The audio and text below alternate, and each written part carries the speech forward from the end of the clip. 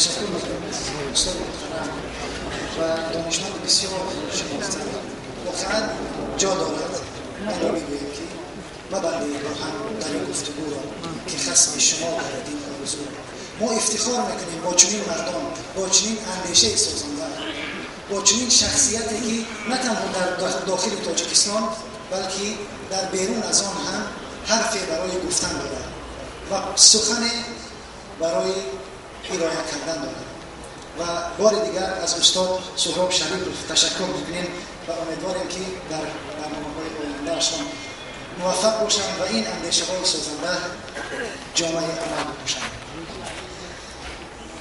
و در ادامه برنامه ما در اینجا مهمانان زیاد داریم و از جمله یکی از دانشمندان بسیار شناخته، یکی از اون کسانی که در این حرکت نقش بسیار زیادی دارند و این همیشه از اول تا این حالا و تا آینده هم امیدواریم در کنار این حرکت خواهند بود و البته قبلا هم بودند و این کسی نیست جز استاد محترم حاجی اکبر خواجه زاده.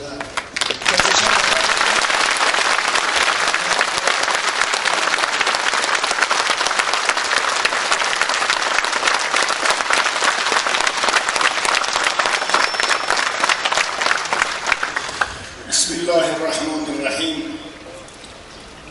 السلام علیکم و رحمت الله و برکاته. خواهران و برادران اسلامی، مهمانان گرامی، دوستان، هممیهنان، در این روز واقعا برای مردم مسلمان ما یادماندنی 40مین سالگرد تأسیس حزب نهضت اسلامی تاجیکستان، هر یک اعضای حزب، خصوصا مؤسسان و نفرانی که از سالهای اول در این حزب بودند، خاصتا و همچنین تمام طرفداران و هواداران این حرکت اسلامی را از صمیم قلب تبریک میگویم.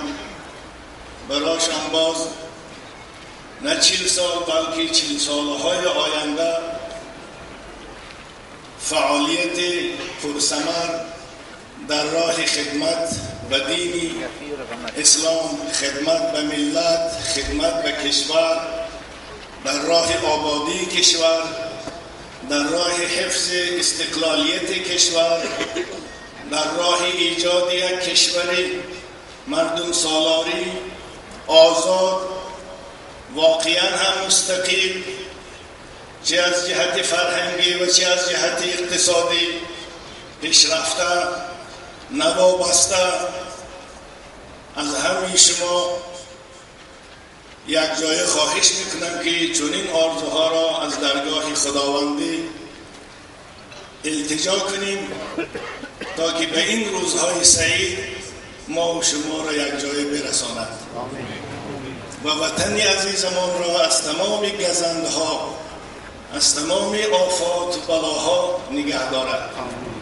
وحدت، اتحاد، احترام طرفین، تحمل پذیری، گوناگون اندیشی را باید در کشور ما خداوند به ما نصیب روزی گرداند و به حکومتداران انصاف دهد که واقعا این شعارها و این طلبات کنستیتوسی تاجیکستان را در واقع احترام کنند، گوناگون اندیشی را احترام کنند و به برادران حزب‌هایی که مخالفی بعضی از سیاست ها، نه همه سیاست ها، چون که ما در بسیار سیاست ها متحد هستیم، حفظ استقلالیت برای هممون ارزش دارد، یک پارچگی تاجیکستان برای همه ما مهم است، امنیت و آسایشگی تاجیکستان برای همه ما مهم است، آبادی و پیشرفت اقتصاد و اجتماعی تاجیکستان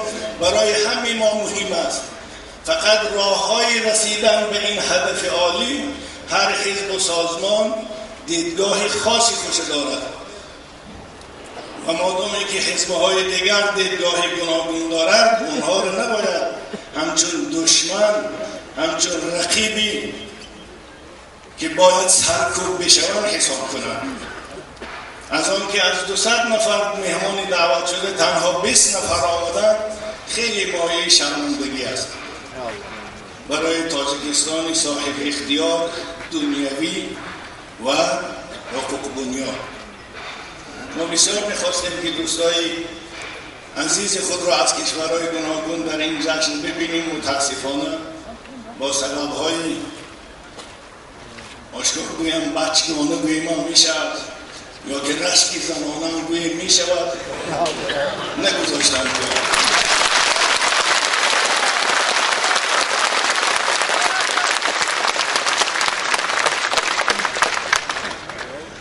چرا 40 سالگی را جشن میگیریم؟ چرا 50 سالگی را جشن میگیرن؟ حکمتش در چی است؟ شاید سخنران‌هایی که محقق هستند در این باره چند وقت این جانب فکر کردن، نوشته های دارن، شاید بیان میکنن. اما من چند نکته در ذهنم آمده است با شما بیان میکنم. شاید به خاطر آن این جشن، این احتفال ها برگزار می شود که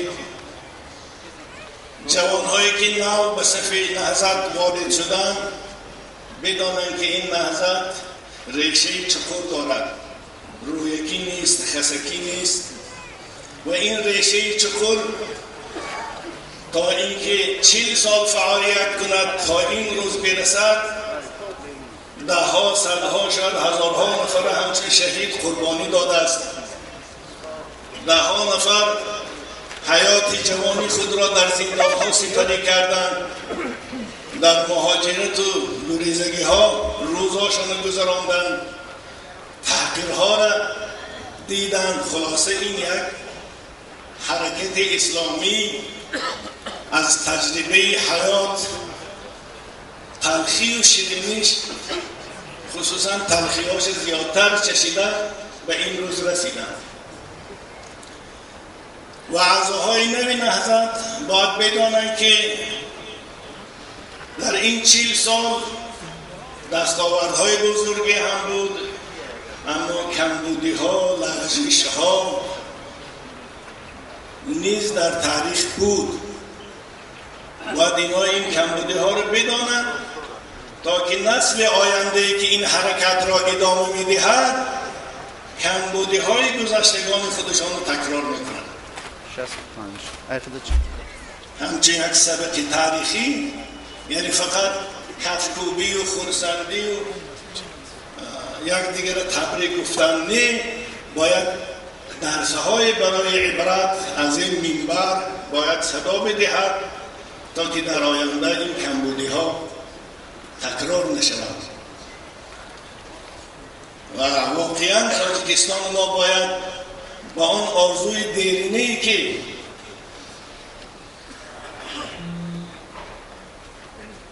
در اینجا من خواندم، اگر هر دولت و هر جامعه‌ای که در آن انسان خود را آزاد و وارسته احساس می نماید، کرامت او و شرافتش حفظ می شود، از امتیازها و نعمتهای مادی و معنوی برخوردار است، این دولت و این جامعه اسلامی است. بله، ما فقط همین را از تاجیکستان می خواهیم، نه نام جمهوری اسلامی.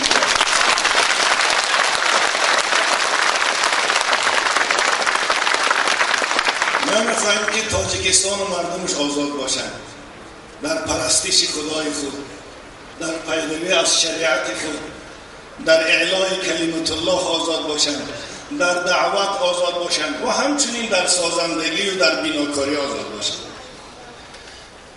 گفتم که از صدق زیاد ممکن نیست، با همین کفایه میکنیم. همه شما رو باز تبریک میگویم، خصوصا از نام حضرت استاد برادر بزرگوارم حضرت ایشان نوردین جان، باز یک بار دیگه شما رو تبریک میگویم. چنانه که برنده گفتم، خود من چندین بار تکرار کردم، ما انشالله همیشه روحاً، جسماً و با اندیشه های خود با شما هستیم، دعاگوی شما هستیم، در صف شما هستیم. سلامت.